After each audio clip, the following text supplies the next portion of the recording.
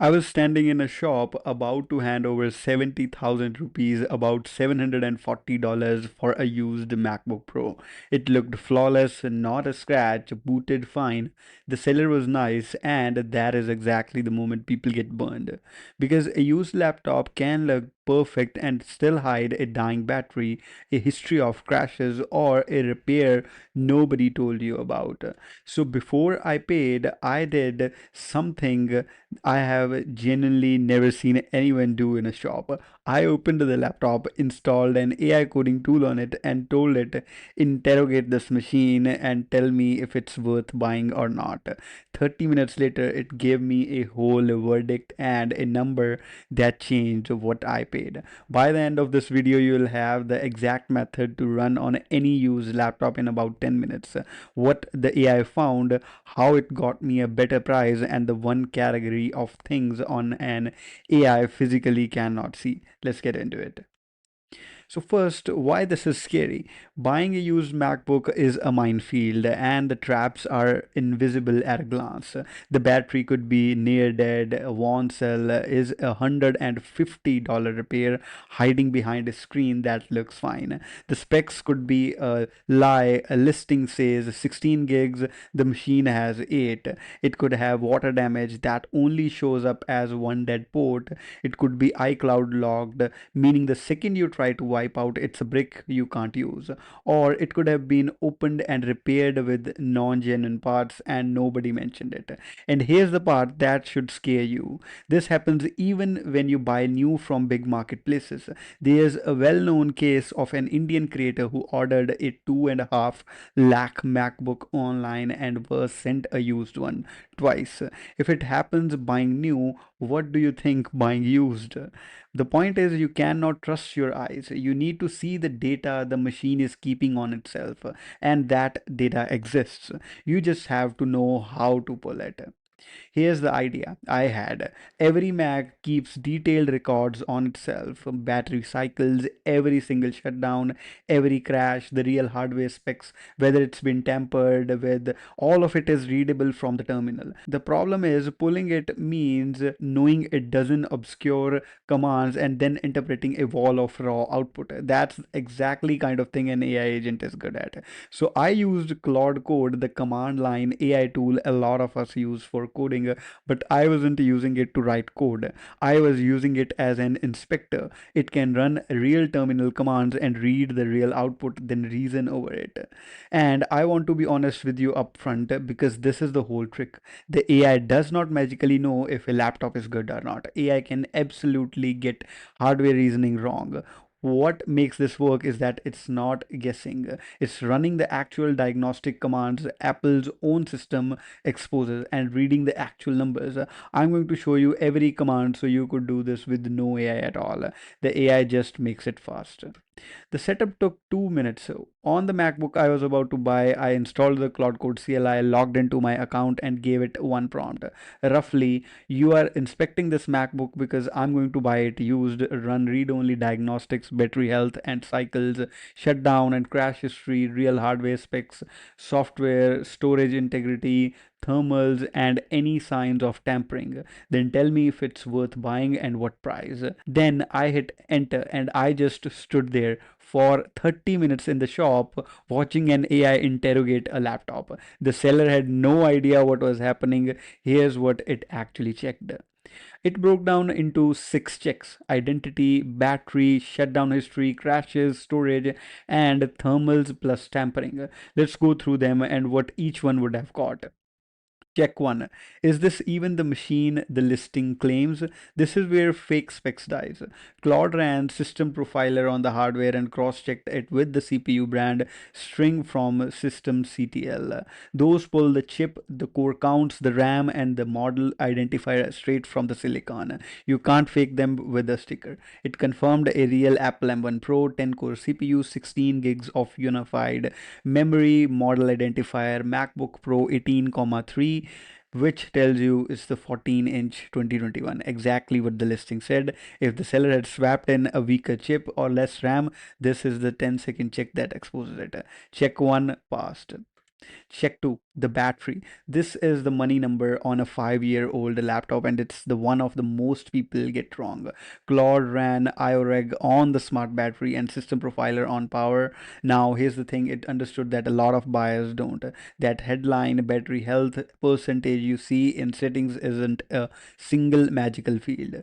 The honest number is a calculation. The battery's current maximum capacity divided by its original design capacity. So Claude pulled the raw values and did the actual math, and it read the cycle count. Apple rates this battery for 1000 full cycles, at which it's designed to still hold about 80%. So the cycle count tells you how much life is left. Under 200 is barely used. 2 to 500 is normal for a 2021 machine. Above 800, you should be budgeting for a battery replacement. This machine came back in the healthy band, a cycle count well within normal for its age, and a real capacity that matched. Crucially, Claude cross-checked the two. A suspiciously low cycle count with low capacity can mean a swapped or fake cell. These lined up, check to passed, and this single check is worth more than the whole inspection, because a bad battery is the most common hidden cost. Check 3 is the one I never thought of, and it's brilliant. Every Mac keeps a power event journal. Every sleep, every wake, and every shutdown with a reason code. Claude dumped it with PM set and grepped for shutdowns. The codes tell a story. A normal clean shutdown is a cause 5, but a -3 is a thermal shutdown. The machine overheated and killed itself. Negative battery codes means it was force killed by power fault. So Claude tallied them up. How many times did this laptop overheat and shut down? How many times did the battery was fully drained to zero, which ages the cell? How many unexpected crashes to off? This is the abuse history the seller will never tell you and can't hide, because the machine wrote it down itself. This one came back clean, overwhelmingly normal shutdowns, no cluster of thermal events, no pattern of deep discharges, a laptop that was used gently. Check 3 passed. Now the check for stability. A machine that crashes a lot might have failing memory, a bad logic board, or past liquid damage. macOS stores crash reports, including kernel panics, which are the Mac version of a blue screen. Claude listed the panic logs in the diagnostic reports folder and ran log show to scan the last 30 days for the word panic. A couple of old panics for over years is normal. Everyone has those. What you're looking for is a steady stream, especially one that lines up with the thermal shutdowns from the last check. Claude correlated them here, barely no recent panics, nothing clustering with the power events, a stable machine. Check 4 passed. And notice the AI is now connecting checks together. The crashes line up with the shutdowns, line up with the thermals.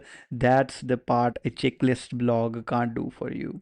Now, check 5 storage. And this is where I have to be honest with you, because it's where the AI hit a real wall.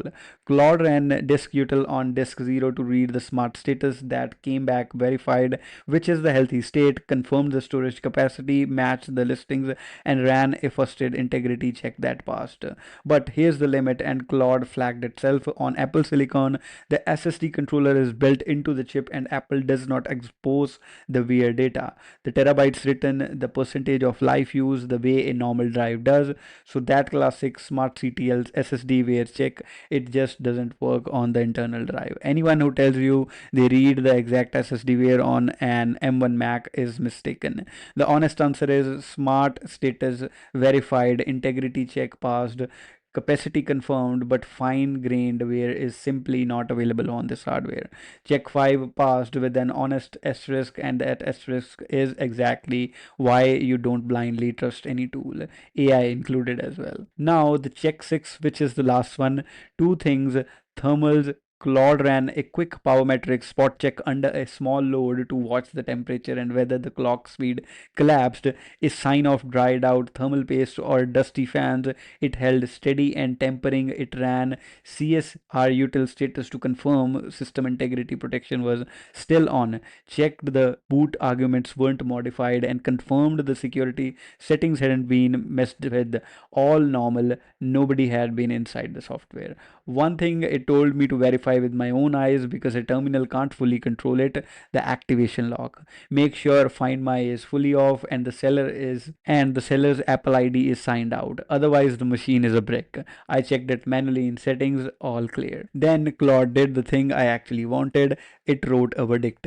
A clean table, identity, genuine, battery, healthy cycles, and capacity in range. Shutdowns clean, crashes none recent, storage verified, integrity untampered, Find My off, every row green, and the recommendation: this is a good machine, buy it. But it's a fair market price, not a steal.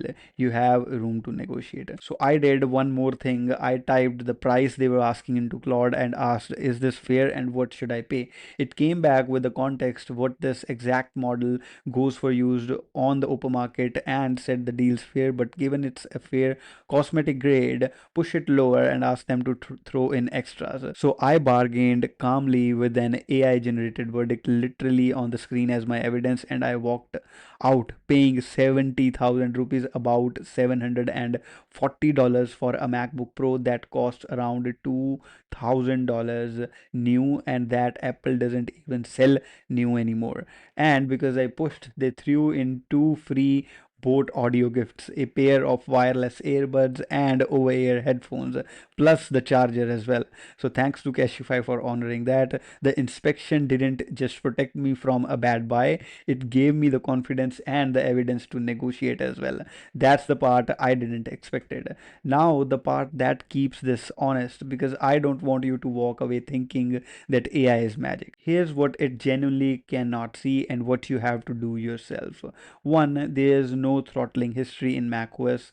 Thermals are a live spot check, so stress it yourself for a few minutes and feel if it gets uncomfortably hot. Two, as I said, no SSD wear data on Apple Silicon, period. Three, and this is the big one, a wiped machine hides its past. If the seller did a clean install, the shutdown log and the crash history are gone. So sparse logs aren't a proof of a clean life, they might just be a reset. Four, activation lock and physical damage, dead pixels, flexing, a swollen battery, liquid indicators you check with your eyes and hands. So the real method isn't let AI decide, it's AI reads the data the machine recorded about itself fast, and you cover the things the machine doesn't record. Together, that's a cleanly, genuinely strong inspection. Either one alone has holes. So here's the method, and you can run this on any used Mac in about 10 minutes, AI or not. One, confirm the real specs with system profiler hardware. Two, battery, cycle count, and real capacity from IOREG and system profiler power. Three, shutdown history with PM set log, grep for thermal and battery shutdowns. Four, crashes, check the diagnostic reports folder for panics. Five, storage disk util on disk 0 for smart verified plus a first aid pass. Six, thermals and tampering, a power metric spot check and CSR util status, and verify Find My is off with your own eyes. Run those and you will know more about a used laptop than the person selling it. Drop Claude Code on top and it does the running and the interpreting for you in just one prompt. But the commands are the real magic. So the takeaway for me wasn't really about a MacBook, it's that these AI tools are useful in ways nobody put it in the brochure. A coding agent made me a smarter buyer and saved me money in a shop with a laptop the seller swore was perfect, and it was perfect. But now I actually know that instead of hoping. If this was useful, a like and a subscribe genuinely helps. And tell me down two things in the comments. Would you trust an AI to inspect your next used laptop buy, and what's the worst used tech purchase you have ever made? I read all of them. So see you in the next one.